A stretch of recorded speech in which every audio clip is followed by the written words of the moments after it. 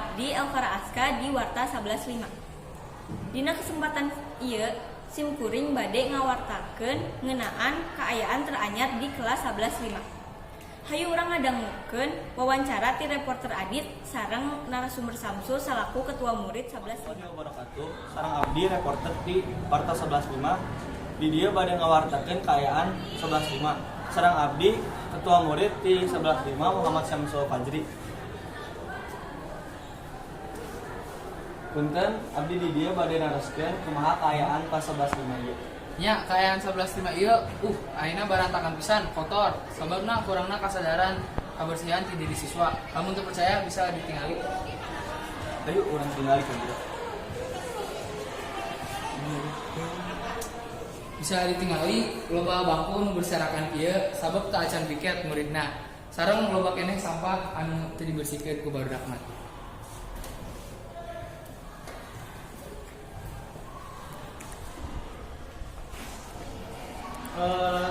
Karena kaayaan kelas anu geus kieu apa aya tindakan ti adieun salaku ketua murid di dieu? Abdi geus ngusahakeun loba. Contohna abdi nya jadwal piket geus dirancang tah setiap siswa teh iraha piketna. Tapi keueuh siswa teh loba nu teu piket. Nu teu piket oge ku abdi bere hukuman nyaeta kudu mayar 5.000. Tapi keueuh kurangna kasadaran kana kabersihan teh di kelas ieu teh tetep we. Hari ti wali murid di kelas ieu apa aya tindakan nu dilakukan kana kelas ieu? Mun aya oge. Jadi 2 minggu sekali di dieu teh aya pangayaan. Setiap pangayaanna wali murid teh pasti we ngomongkeun soal kebersihan. Soalnya kelas ieu ku guru-guru ge disebutin dokter wae ka wali murid.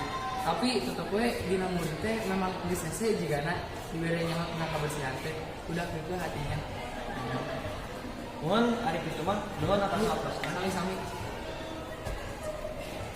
Sakitu wae informasi ti abdi reporter Warta 11.5 Adit Innova Ramadhani sareng kameramen Muhammad Rafliansyah balik di Laporan si reporter Adit hatur nuhun sadayana hampura bilih aya kelepatan sareng kakiranganana.